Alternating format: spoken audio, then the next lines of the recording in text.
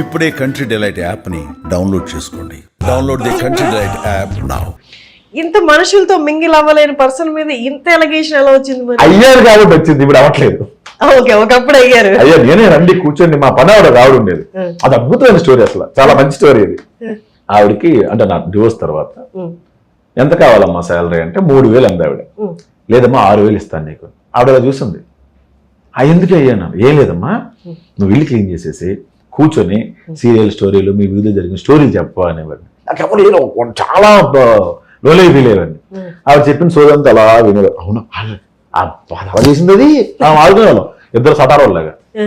మాట్లాడుకున్న తర్వాత ఆవిడ వెళ్ళిపోయేది. సో ఇంత ఫెసిలిటేట్ చేస్తున్నావు, నాకు ఇంత బాగా మాట్లాడుతుంది నాతో అని చెప్పి అక్క అక్క అని పిలిచేవాడిని. ఆవిడ ఫెసిలిటేషన్, ఆవిడకి ఇచ్చిన ఫెసిలిటీస్ చూడు. వీక్లీ మటన్ కేజీ కొనిస్తా, వీక్లీ 4 రెక్కలైన సీట్లు సినిమా ఫ్యామిలీ అందరికి నేనే టికెట్లు తీస్తా. ఇది వీక్లీ అంటే వీక్లీ ఒక మటన్ కేజీ 4 టికెట్లు సినిమా ఇంటికి పట్టుకెళ్ళడానికి ఆవిడ పట్టుకెళ్ళిపోతుంది. సినిమా నలుగురికి ఫ్యామిలీ అందరికి. ఇలా ప్రతి వారం జరిగేది. మంత్ అయిన తర్వాత నేనే బియ్యం, అది కావాల్సిన సరుకులు అన్ని కూడా వెళ్ళి కార్డ్స్ రాసి ఇచ్చేవన్నీ తీసుకునేది ఆవిడ. ఇది కాకుండా 6,000 రూపాయలు శాలరీ. ఇప్పుడు ఆవిడ ఎంత బాగా చూసుకోవాలి. ఆవిడ పనే లేదు, గిన్నెలతో ఇంతో అంతే. నాకు సొల్లు చెప్పాలి, సొల్లే చెప్పాలి, నిజం చెప్పొద్దు. అలా ఆవిడ తెలుసా, ఆవిడ లేచిపోయింది అని అవునా అని మేము అనుకునేవాళ్ళం. అంతే ఆశలే మాట్లాడుకునేవాళ్ళం. కట్ చేస్తే నాకు ఈ మధ్యన వాచ్లు పిచ్చి పట్టింది. చిన్నప్పటి నుంచి లేదు, నేను మధ్యన పెట్టాను. 70,000 60,000 వాచ్లు కనబడితే కొనేసేవాడిని. నాకు చాలా ఇష్టం వాచ్. వాచ్లు మిస్ అయ్యాయి, నాది వాచ్లు మిస్ అయ్యాయి. 4 వాచ్లు మిస్ అయ్యి ఉంటాయి. లాస్ట్కి మన ఐ వాచ్ ఉంటుంది కదా, యాపిల్ వాచ్, అది ఆవిడ కొంగుని కట్టుకుని తీసుకెళ్తుంది. భజన మోగింది, అది టెక్నాలజీ ప్రాబ్లం. దొరికేసింది ఆవిడ. ఇటు రాక అని చెప్పి తీసారు.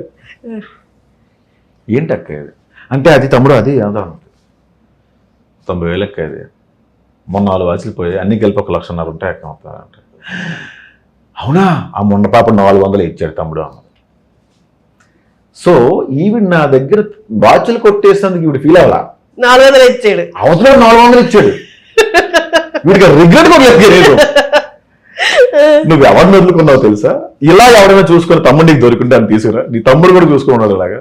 వెళ్ళిపోక ఫ్యామిలీ అంతా వచ్చారు. తప్పు అయిపోయింది బాబు, మళ్ళీ అందరూ కలిసి ఉందాం అని. వద్దొద్దు, అందరు కలిసి ఉందాం. ఇలాంటి సొల్యూషన్ చాలా మంది ఉన్నారు. ఇంక ఇప్పుడు చెప్పు యాటిట్యూడ్ ఉండదా, కోపం రాదా? నేను ఆవిడనే వల్ల వెళ్ళిపోక ఇంకెప్పుడు ఇటువైపు రాక. ఇప్పుడు ఏం చేయాలి ఆవిడ? నేను బాగా పడుతున్నాయి అనుకో, అది వైరల్ అయింది ఎగ్జామ్ అంటే. పని మనుషులు కదా, మనిషిలా గౌరవించడం నేర్చుకోరా ప్రసాద్ అని కింద కమెంట్ వస్తుంది. అంటే బాగా గట్టిగానే పడుతున్నాయి మీకు, నార్మల్ దెబ్బలు కాదు, పడిన చిన్న చిన్న. నేను చాలా త్వరగా మనిషిని నమ్మేస్తా. కళ్యాణం కామెడీలో డైలాగ్ ఉంటుంది, రెడ్డి గారికి ప్రసాద్ ఎందుకని మీకు అంత ప్రాబ్లం ఏంటండి అంటే, వాడితో ప్రాబ్లం వాడితో కలిసి ఉండడం. మరి ఎందుకు కలిసి ఉన్నారు అంటే, పొరపాటును తిన్నావా అని అడిగాను, బాగున్నావా అని అడిగాను అంటే కలిసిపోయారు.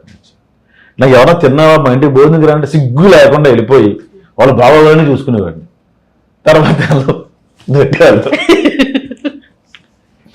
ఓకే, ఇప్పుడు ఎవరైనా నాకు ప్రేమగా పలకరించినా నేను అది నిజంగా చెప్తాను, నమ్మట్లే అసలు. అది నాకు ఎవరో నాకు ఆవిడ దసరా రోజు సాయంత్రం పులిహోర పట్టుకొచ్చింది.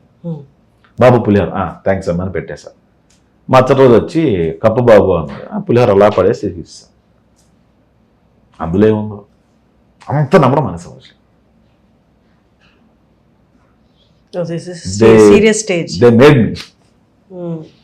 నన్ను ఇలా తయారు చేశారు, నన్ను ఇలాగ నన్ను తయారు చేశారు. సో అప్పటి నుంచి ఇంకా బ్రేక్ ఇది ట్రై చేశాను. ఎక్కడికి వెళ్ళినా మనశ్శాంతి కోసం అక్కడ కూడా ఉండేది నువ్వే హర్ష, నువ్వు మారాలి, ప్లేస్ కాదు. అప్పుడు అర్థమైంది, ఓకే అందుకే ఎక్స్పెక్టేషన్స్ ఉండకూడదు, పని చేసుకుందాం. డబ్బులు వచ్చాయనుకో, నేను సేవింగ్స్ కూడా చేయట్లే, ఏదో ఇన్సూరెన్స్ ఒకటి కట్టుకున్నాను అంతే. మిగతా ఖర్చులు విడిగా ఇష్టం.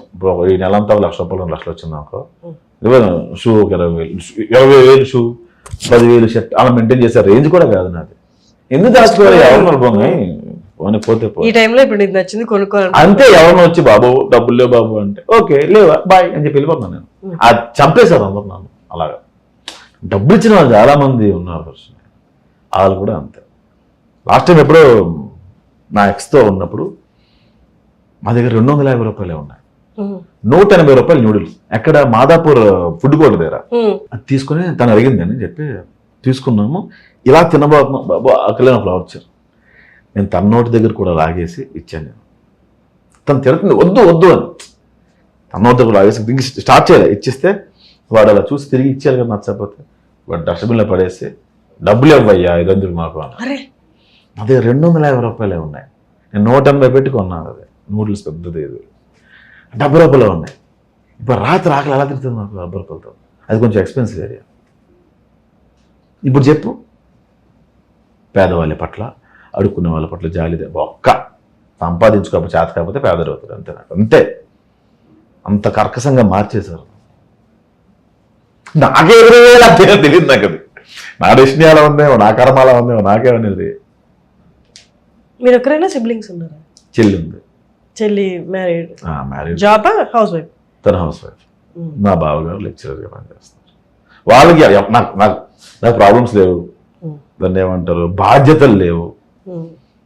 చిన్న చిన్న అప్పులు కానీ అది పెద్ద కష్టపడి తీర్చాల్సిన అప్పులు అయితే కావు. I'm very happy now. ఇంట్లో కూర్చొని ఈ మధ్య షాపులకు కూడా జెప్టో అని ఒకటి వచ్చింది. అది ఆర్డర్ పెట్టుకుని ఓకే 200 300 పెట్టుకుందాం, లెట్స్ వేస్ట్ మై మనీ అంతే. చెప్పగా ఇన్సూరెన్స్ ఒకటి కట్టుకున్నా, పోతే వస్తుంది, అవుట్లో వెళ్ళతే వస్తుంది అంతే, ఇంకేం లేదు. సంపాదించారా? ఈ మధ్యన పోయిందిగా, లాటరీకి వెళ్ళి కట్టడానికి ప్రస్తుతానికి. ఎంత పోయి ఉంటుంది? చాలా పోయింది. 20 అంత ఉండదు. 15 ఎందుకు ఇప్పుడు అకౌంట్ చెప్పాలి. సరే, ఎంత పోయిందో వదిలేద్దాం. ఎంత కూడా పెట్టుంటారు? నాకు గవర్నమెంట్ వచ్చి ఇల్లు ఇచ్చింది, స్థలం. మా అమ్మ 2 లక్షలు ఇల్లు కట్టుకుందాం అని చెప్పి 10 లక్షలు పెట్టి ఇల్లు కట్టింది అంతే. అది తప్పించేయలేదు. అది అంతే. సినిమాల్లో రోజు వస్తున్న డబ్బులు? సినిమాలో నీకు వెంట వెంటనే రావు. వెంట వెంటనే రావు, బట్ ఒక సినిమా వచ్చిందంటే ఒక గ్యారెంటీ, ఒక డిపాజిట్ ఒకేసారి రాదు, వస్తుందా ప్రస్తుతం బ్రతడానికి. అదే లైవ్లీవుడ్ అదే కదా. ఓకే, ఇప్పుడు సిరీస్ అవి చేయట్లేదా? చాలా రేర్గా లేట్గా రిలీజ్ చేస్తున్నాం. ఒక ఎపిసోడ్ ఇప్పుడు రిలీజ్ చేస్తే 20 days తర్వాత ఇంకో ఎపిసోడ్ రిలీజ్ చేస్తున్నాం. గ్యాప్ ఉండట్లేదు అసలు. ఓకే, ఏంటి ఫ్యూచర్ గోల్ అని చెప్పండి. ఏం లేదు. ఏం లేదా? ఏం లేదు. దేవుడి మీద నమ్మకం ఉందా పోయిందా? ఉందని చెప్పలేను, బేసిక్గా లేదు. నమ్మడం మానేసాను.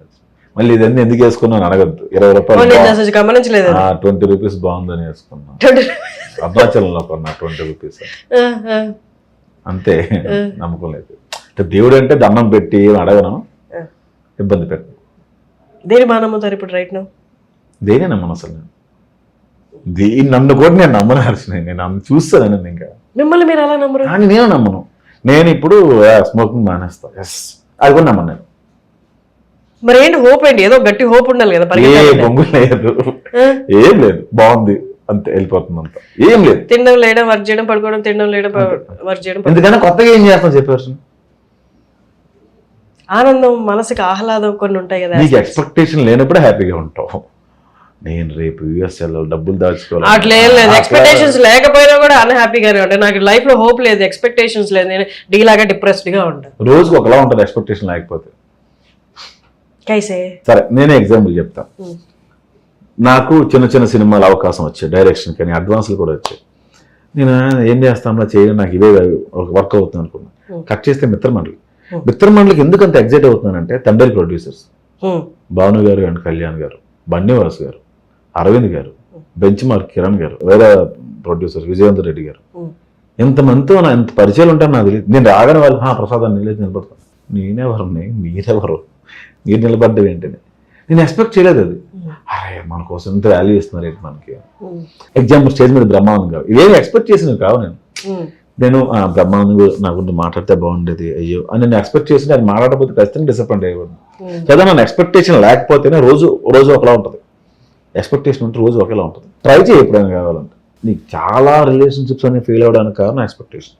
నేను ఇంత లవ్ ఇస్తున్నాను వాడు ఇవ్వట్లేదు, ఎంత టైం ఇస్తున్నాను వాడు ఇవ్వట్లేదు. నేను ప్రస్తుతానికి అయితే at stage of life where I expect nothing from human beings, only career, money, ఇవే ఎక్స్పెక్ట్ చేస్తున్నా కానీ మనుషుల నుండి ఎక్స్పెక్ట్ చేయట్లేదు రైట్ నౌ. దేని నుంచి ఎక్స్పెక్ట్ చేయకు, దేన్ని బ్లేమ్ చేయకు.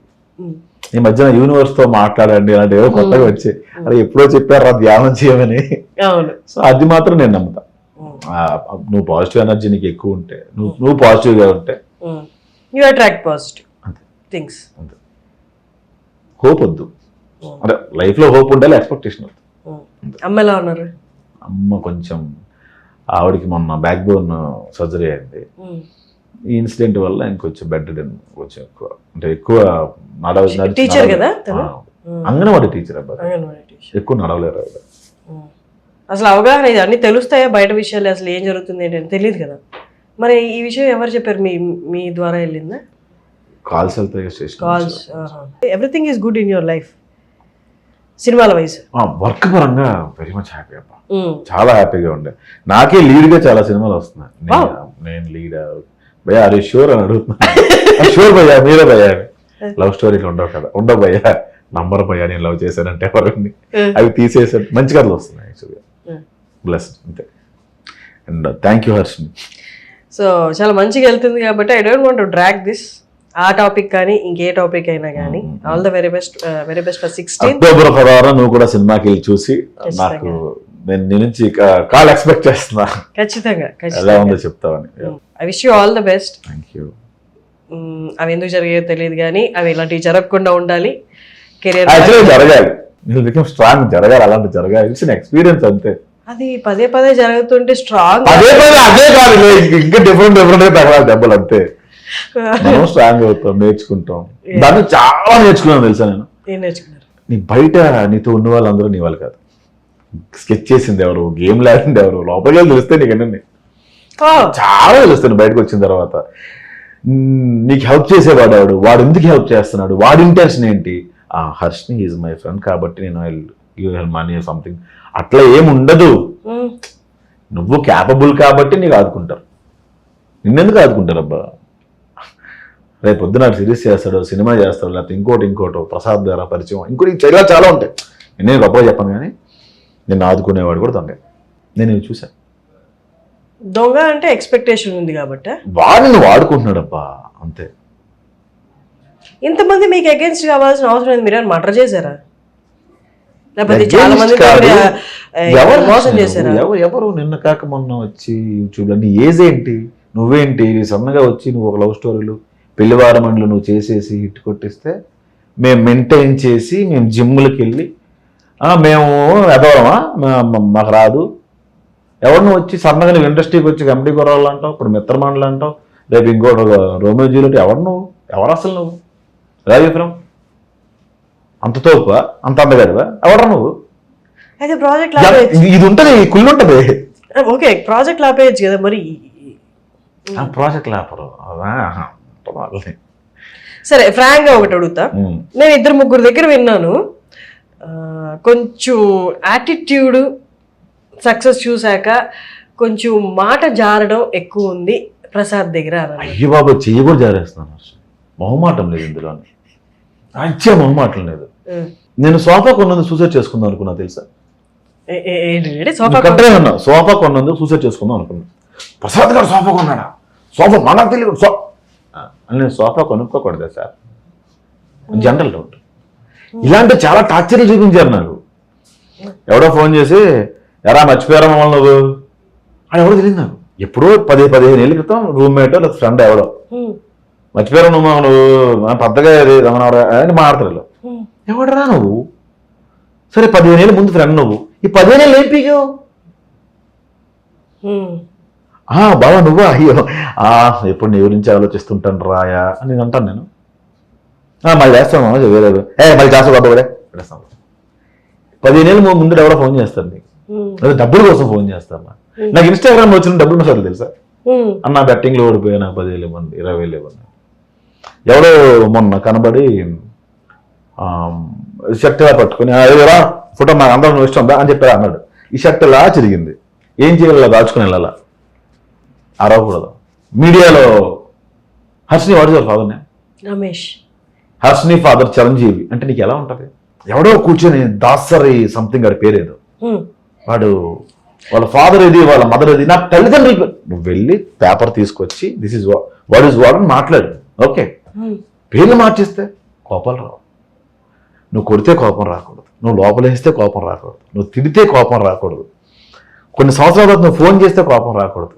నా డబ్బులు తీసుకొని నువ్వు పారిపోతే నాకు కోపం రాకూడదు, సినిమాలు ఆపిస్తే కోపం రాకూడదు, మమ్మల్ని తక్కువగా చూస్తే మాకు కోపం రాకూడదు.